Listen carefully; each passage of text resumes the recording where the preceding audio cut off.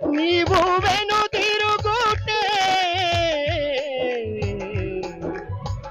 న్యాయమా న్యాయమా.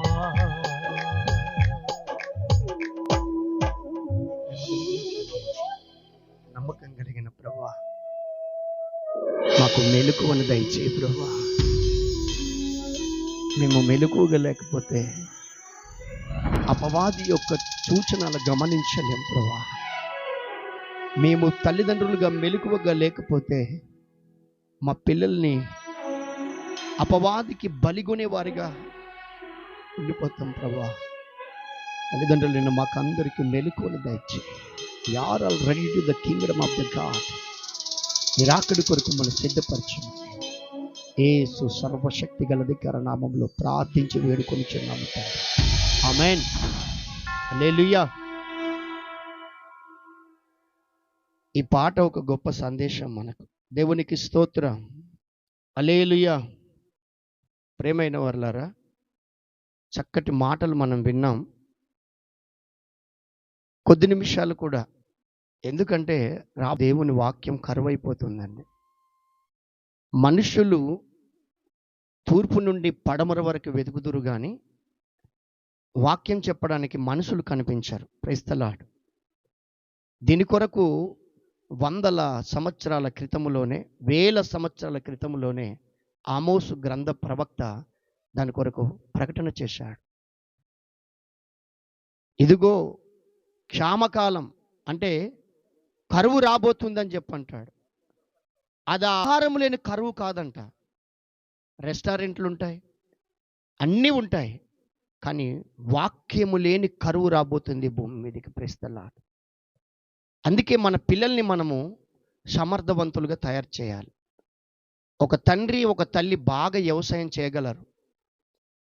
అతనికి 3 కొడుకులు ఉన్నారనుకో, ఆ 3 కొడుకులకు కూడా భూమి చూస్తే ఎకరాల భూమి ఉంది. తండ్రి బాగా కష్టపడతాడు, తల్లి బాగా కష్టపడుతుంది.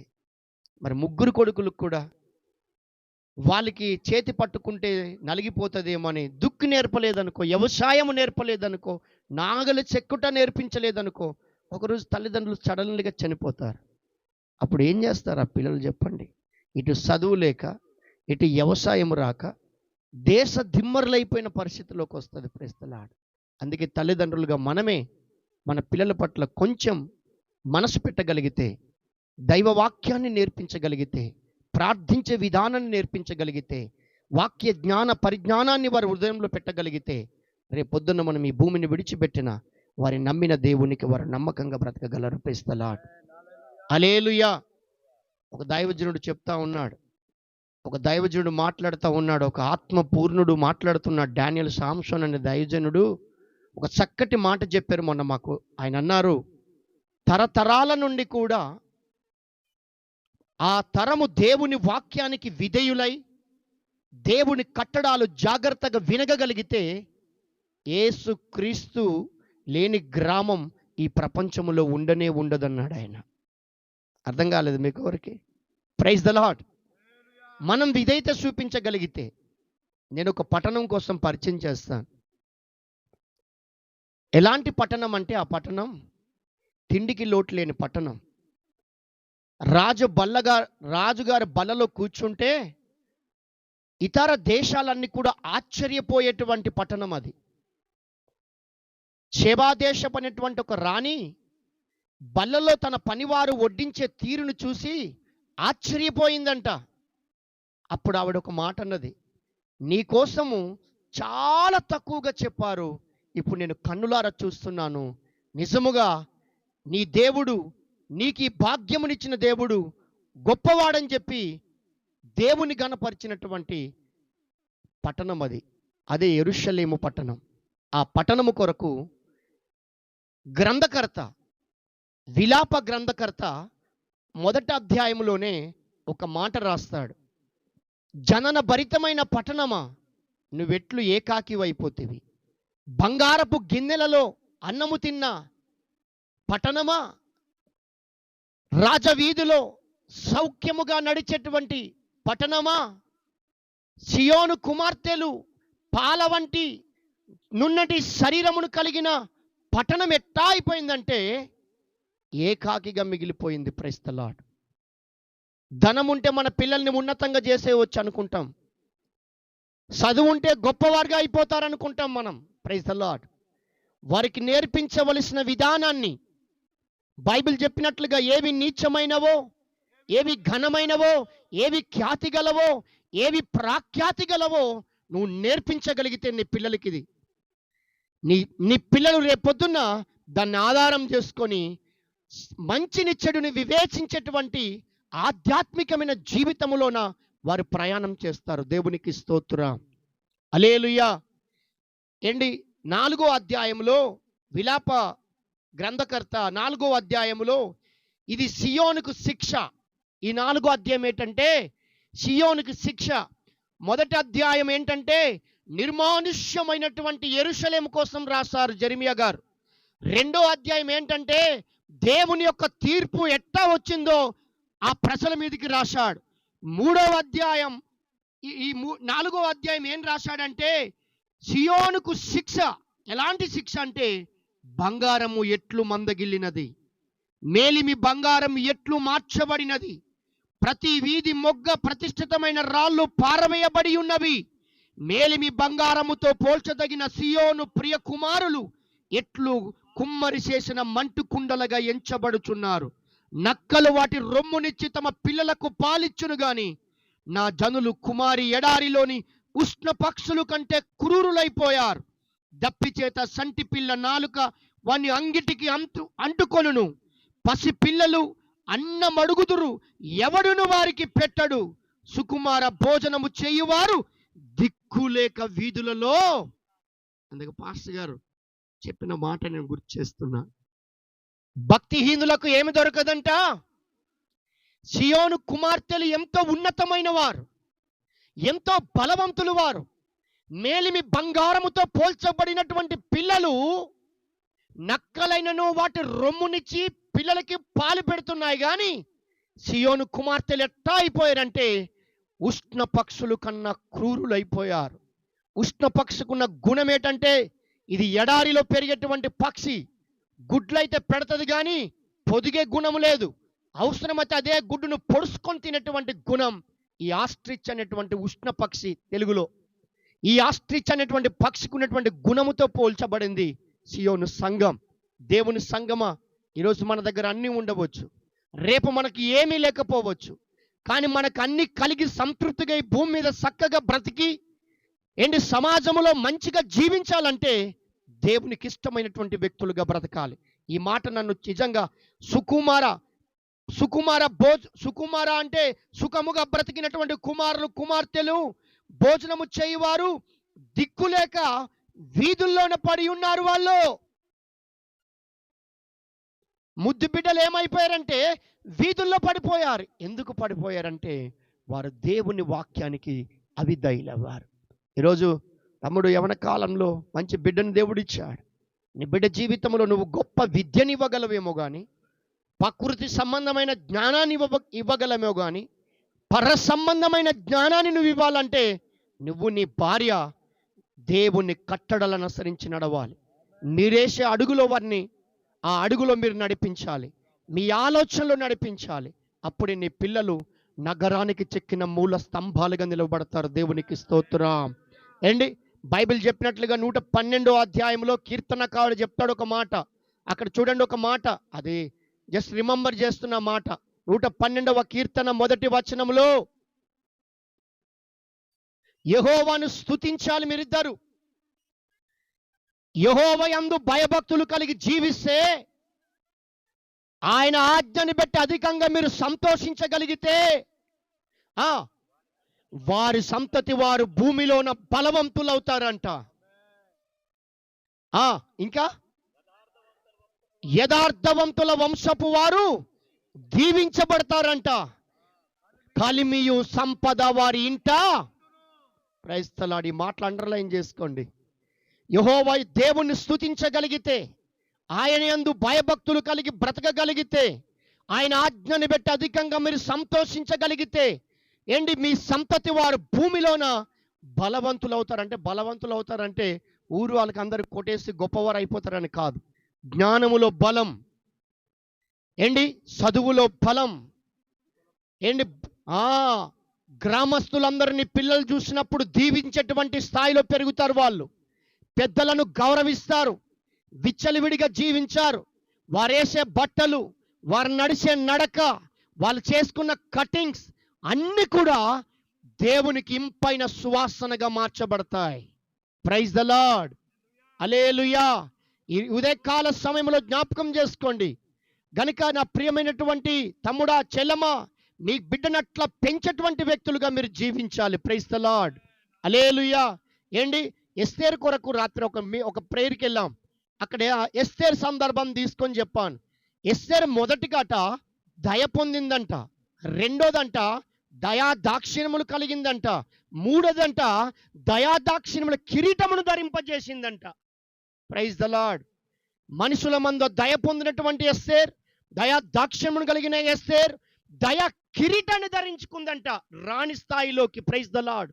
నీ బిడ్డలు దయ పొందాలంటే, ఇతరుల పట్ల దయ దాక్షిణ్యం కలిగి ఉండాలంటే, నువ్వు దేవుని వాక్యములో పెంచగలిగితే నీ బిడ్డలు దేవుడు కిరీటాన్ని పెడతాడంటే. దేవునికి స్తోత్రం, హల్లెలూయా, హల్లెలూయా.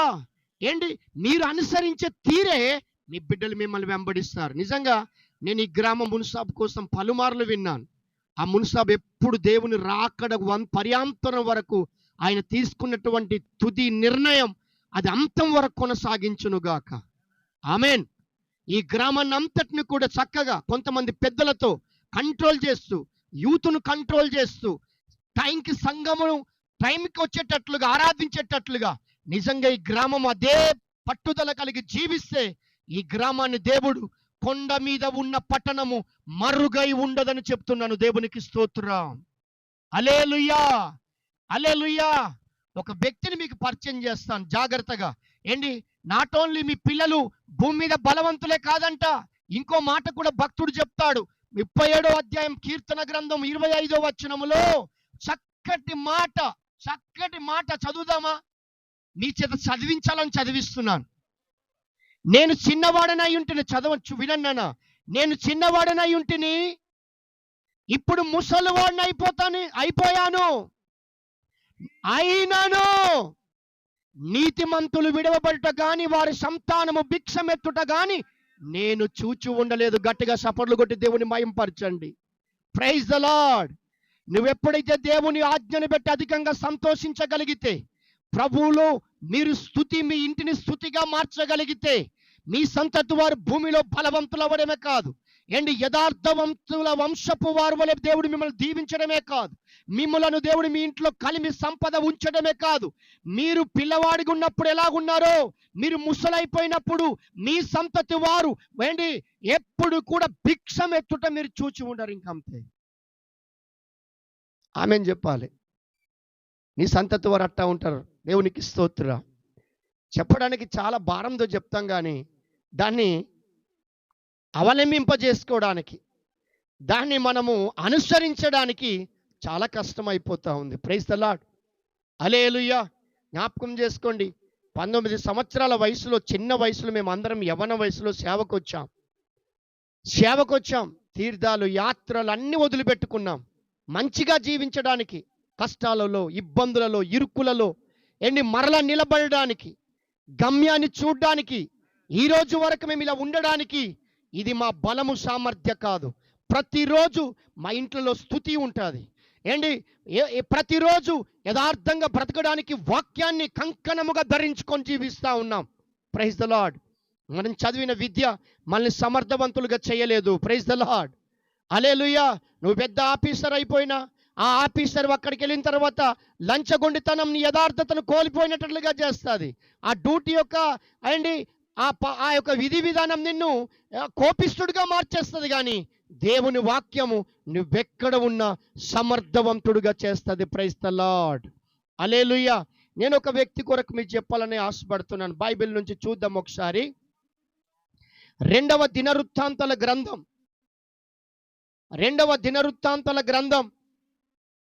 14వ అధ్యాయం మొదటి వచనం చదువుదాం. మొదటి 2-3 వచనాలు చదువుదాం. 2 వచనాలు చదువుదాం. అబియా తన పితారులతో కూడా నిద్రింపగా జనులు అతనిని దావీదు పట్టణమందు పాతిపెట్టిరి. అతనికి బదులుగా అతని కుమారుడైన ఆశారాజాయెను. ఇతని దినములలో దేశము 10 సంవత్సరములు నెమ్మది పొందెను. ఆశ తన దేవుడైన యెహోవా దృష్టికి అనుకూలముగా యథార్థముగా నడిచిన వాడై, దేవునికి స్తోత్రం. Praise the lord.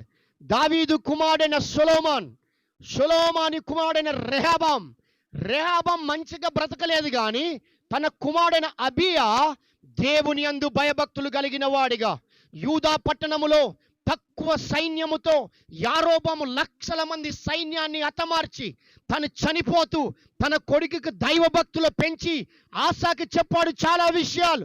బిడ్డ, నీ జీవితములో నీ రాజ్యం వర్ధిల్లాలన్నా, నువ్వు బాగుండాలన్నా, నీ రాజ్యము ఆకలి దప్పికలతో లేకుండా అన్న పానము గల దేశముగా ఉండాలన్నా, ఇదిగో ఏ దేవుడైతే మన పితరుడైన దావీదుకు అప్పచెప్పాడు ఈ రాజ్యం, ఆ దేవుని యందు నీవును నీ ఇంటి వారు భయభక్తులు కలిగి బ్రతకమని చెప్పాడు. దేవునికి స్తోత్రం. హల్లెలూయా. అందుకే అబియా కుమారుడైనటువంటి ఆసా కాలములో దేశము 10 సంవత్సరాలు నెమ్మదిగా ఉందంట. 10 సంవత్సరాల నుంచి మా ఇంట్లో నెమ్మది ఉందన్నా గారు ఎవరైనా ఉన్నారా?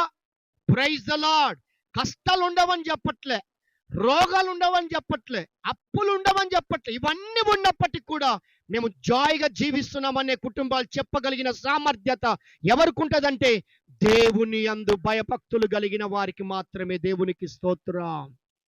నిజంగా ఈ ఊరు మున్సిపల్ గారు తీసుకున్న తీర్మానం ఒక ఆశావలే తీర్చుకోగలిగితే ఈ గ్రామము ఎన్నడూ ఆకలి గొనని గ్రామంగా దేవుడు ఉంచుతాడు. ఈ గ్రామాన్ని దేవుడు నెమ్మది కలిగినటువంటి గ్రామంగా మారుస్తాడు ఆయన.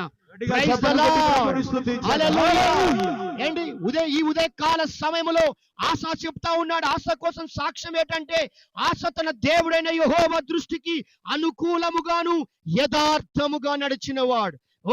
ఈ రోజు మరి తమ్ముడు చెలమా, మీరు మీ జీవితాల్లో దేవునికి అనుకూలముగా యథార్థముగా మీరు నడవగలిగితే మీకు నెమ్మదిని అనుగ్రహిస్తాడు. అదే 5వ వచనం చదువుదాం ఒకసారి.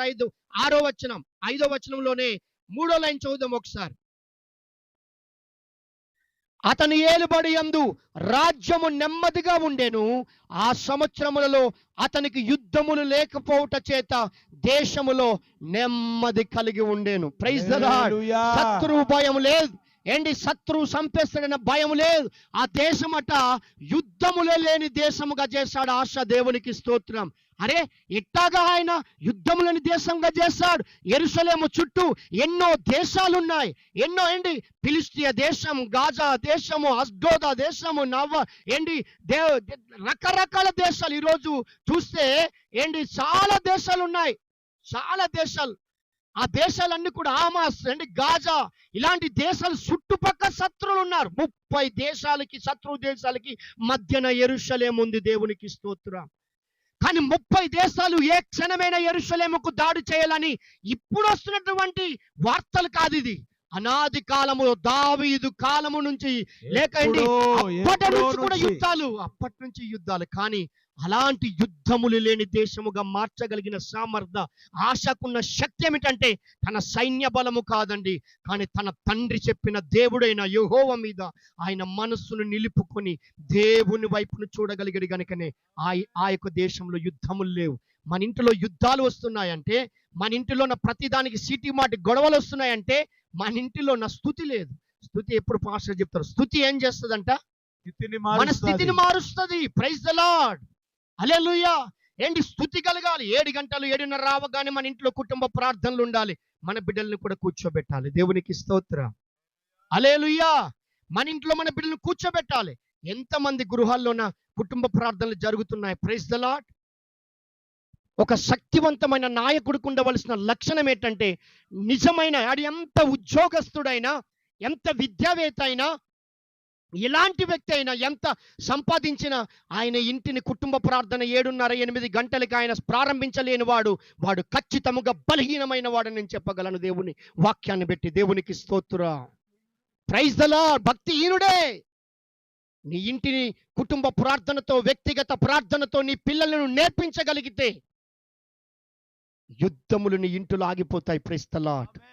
హల్లెలూయా. అండ్ ఇంకొక మాట నేను ఆశ కొరకు చెప్పాలనుకుంటున్నాను. చూడండి ఒకసారి 13వ వచనంలో, పిన్నలే గాని, పెద్దలే గాని, పురుషులే గాని, 15వ అధ్యాయంలో స్త్రీలే గాని, ఇశ్రాయేలు దేవుడైన యెహోవా యొద్ద విచారణ చేయని వారందరికీ మరణం విధించమనని నిష్కర్ష చేసుకుందిరంట. అంటే నిష్కర్ష అంటే దాన్ని ఏమంటారండి? ఒక నిర్ణయం తీసుకున్నారట. Praise the lord. మన దేశము ఇదిగో ఇలా ఉండాలంటే మనం ఇలా ఉండాలని చెప్పి, మనం దేవుని ఇట్ట ఆనుకొని బ్రతకాలని చెప్పి ఒక తీర్మానం చేసుకున్నారంట. డబ్బులు ఎలా సంపాదిద్దాం తీర్మానం చేసుకుంటారు భార్య భర్తలు. ఎక్కడ దాద్దాం అది తీర్మానం చేసుకుంటారు. బంగారం కొందామా? Praise the Lord. అది తీర్మానం చేస్తారు. కలిసి బాగా వండుకుంటే కలిసి తినేటప్పుడు తీర్మానాలు ఉంటాయి. కానీ ప్రార్థన జీవితాలు మాత్రం తీర్మానాలు లేని జీవితాలు జీవిస్తున్నారు.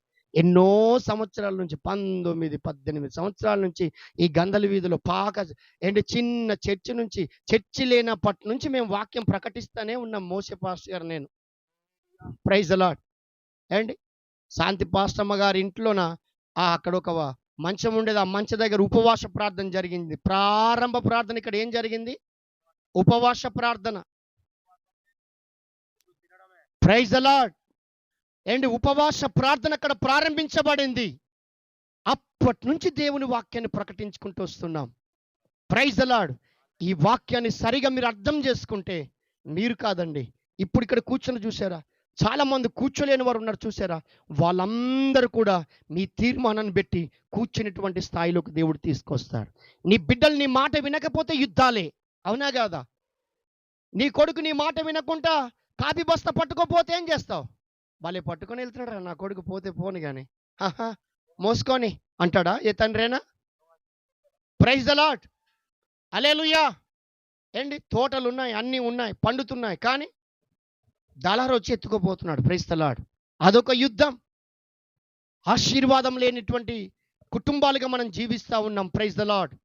కొత్త దొస్తున్న పాతది మన నిలువ ఉండాలంటే ఒక నిష్కరణ చేసుకోవాలి మన కుటుంబ జీవితాల్లో. Praise the Lord. ఆ కింద రాస్తాడు 17వ వచనంలో, ఆస ఉన్నత స్థలంలో ఇశ్రాయేలు నుండి తీసివేయలేదు కానీ ఇతడు బ్రతికిన కాలమంతయు ఇతను హృదయము యథార్థముగా ఉండేను.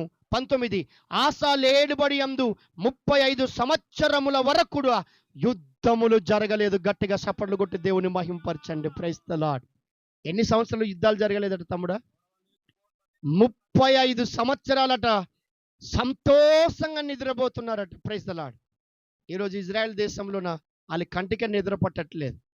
ఎప్పుడు ఇరాన్, ఇరాక్ దేశాలు ఎప్పుడు వస్తాయో, టర్కీ, సిరియా, పాలస్తీనా, హమాస్, గాజా, ఇలాంటి దేశాలన్నీ కూడా ఒకే పాలి, ఇరాన్, ఇరాక్ దేశాలన్నీ కలిసి బాంబులు దాడులు జరుగుతూ ఉన్నాయి. కానీ 35 సంవత్సరాలట ఆసా యొక్క దేశమంతా కూడా నిమ్మలపరచబడిందంట. దేవునికి స్తోత్రం.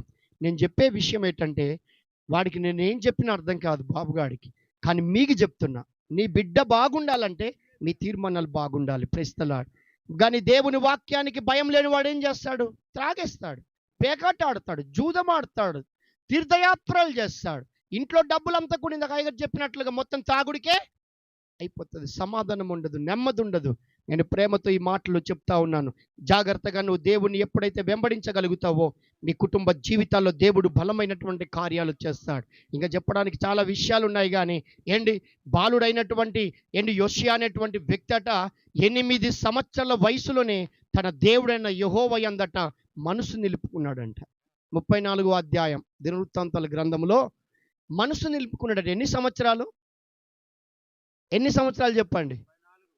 34వ అధ్యాయంలో 8 సంవత్సరాల వయసులో తన దేవుడైన బాలుడై ఉండగానే తన దేవుడైన యెహోవా మీద మనసు నిలుపుకున్నాడు. ప్రైస్తలు. అంటే అందుకే యోషియా రాజు కాలంలో రావలసినటువంటి భయంకరమైనటువంటి బాబులోను చేతికి అప్పచెప్పబడినటువంటి యూదా వారిని తన రాజ్యములో తన యొక్క పరిపాలన కాలంలోన ప్రశాంతముగా జరిగిన తర్వాత తన కొడుకు యెహోవాకీను కాలములోన బబులోను దేశపు రాజు ఈ యొక్క యెరూషలేమును అంతటిని కూడా చెర్రగొనిపోయారు. అప్పుడే రాశాడు ఈ గ్రంథకర్త విలాప వాక్యాన్ని. Praise the Lord. బైబిల్లో ఒకే ఒక వ్యక్తిని నువ్వు అసలు పెళ్ళే చేసుకోవద్దు, నువ్వు పెళ్లి చేసుకున్న నీ సంతతి వారు ఇదిగో మరి శరబట్టబడతారని చెప్పినటువంటి వ్యక్తి ఎవరంటే, అందుకే ఇర్మియాకి దేవుడు పెళ్లి చేసుకోవద్దు అన్నాడు. ఎందుకంటే నువ్వు పెళ్లి చేసుకున్న ఈ దేశం పట్టబడుతుంది, అక్కడ నీ కొడుకులు కూడా పట్టబడతారు, నీ భార్య గర్భాలు చీల్చబడతాయి అని చెప్పి. అందుకే ఇర్మియా వివాహం చేసుకోలేదు. అందుకే ఓ జనన భరితమైన పట్టణమా, నువ్వెట్లు ఏకాకి అయిపోతివి. ఇదిగో సియోను కుమార్తె ఎలాగైపోయారంటే, అడవిలో నక్కలు వాటి రొమ్మునిచ్చి పాలు పెడుతున్నాయి, కానీ సియోను కుమార్తెలు ఉష్ణ పక్షి కన్నా కురూరులైపోయారు. ఎందుకంటే సియోను కుమార్తెలు తిండి లేక సొమ్మ చిల్లిపోయారు, ఎండి వీధుల్లో పడిపోయారని చెప్పి వారి కోసం ఒక్కొక్క మాటను రాశాడు. దేవునికి స్తోత్రం, ప్రైజ్ ద లార్డ్. కనుక నా ప్రియమైన వాళ్ళ జ్ఞాపకం చేసుకోండి, భయం లేనివారు, భక్తి లేనివారు, అండ్ పిల్లలు విచ్చలివిడిగా, అండ్ తల్లిదండ్రులు వారి పిల్లల్ని సరైన రీతిలోన, అండ్ యవ్వన వయసు రాగానే ఏంటి 300 సీసీ బండ్లు కొనిస్తూ నిజంగా ఆ కుటుంబాలు విషాదంలో మునిగిపోతుంది. ఎందుకంటే తల్లిదండ్రులకు సరైనటువంటి ఆలోచన విధానం తెలియట్లేదు. కానీ బైబిల్ చెప్తుందండి, praise the Lord, hallelujah. And 10 సంవత్సరాలు వచ్చిన వాడికి ఐఫోన్ కొనిచ్చేస్తున్నారు అంతే. నా కొడుకు ఐఫోన్ వాడుతుంటే ఊరు వాళ్ళందరూ మెచ్చుకోవాలని. కానీ ఐఫోన్లో పడి నీ కొడుకు ఏమైపోతున్నాడో, నీ కూతురు ఏమైపోతుందో నీకు తెలియట్లేదు. కనుక నా ప్రియమైన వాళ్ళ జ్ఞాపకం చేసుకోండి, చనిపోతున్నారండి. పోనీ ఏమైనా వారి జీవితాల్లో నాశనం అయిపోయి నిలబడుతున్నారా అంటే చచ్చిపోతున్నారండి. కడుపు కోత, గుండె కోతని మిగులుతా ఉంది. ఇటువంటి భయంకరమైన ఉగ్రత నుంచి తప్పించగలిగిన సామర్థ్యం నువ్వు నేను ఆరాధిస్తున్న దేవునికి ఉంది. ఈ దేవుని వాక్యాన్ని అనుసరించి నడవండి, ఆయన యందు భయభక్తులు కలిగిన వారిగా ఉండండి. ఏండి అప్పుడు భక్తుడు చెప్పినట్లుగా, నేను యెహోవా నాకు ఇచ్చిన పిల్లలను 8:18 యెషయా గ్రంథంలో, సియోనులో నిలుచు సైన్యములకు అధిపతియగు యెహోవా వలన మా కుటుంబాలు ఎలాగున్నాయంటే సూచనలుగా, మహత్కార్యాలుగా ఇశ్రాయేలీయుల మధ్య మేము ఉన్నాం. ప్రైజ్ ద లార్డ్, హల్లెలూయా, హల్లెలూయా. కనుక దయచేసి మన పిల్లల కోసం ఒక బలమైన తీర్మానం చేసుకోవాలండి, బలమైనటువంటి తీర్మానం చేసుకోవాలి. సమ్మర్లో దేవుని చిత్తమైతే అండి, సమ్మర్లో నేను అందరితో మాట్లాడి ఎక్కడైనా ఒక ప్లేస్లో ఏంటి యవ్వనస్తులందరికీ కూడా, ఓన్లీ యవ్వనస్తులకి అందరికి కూడా ఒక మంచి కాన్ఫరెన్స్ పెట్టి వారికి మంచి వాక్యాన్ని అందజేసి వాళ్ళని ఎలా బ్రతకాలో మనం నేర్పించాలని చెప్పి ఒక తీర్మానం చేద్దాం అనుకుంటున్నాను ఈ సంవత్సరం. దేవునికి స్తోత్రం, హల్లెలూయా. అటువంటి కృపలో మీ పిల్లల్ని మీరు పెంచే మంచి తల్లిదండ్రులుగా మీరు బ్రతకాలని కోరుకుంటూ ఈ మాటలను ముగిస్తున్నాను. God bless you all.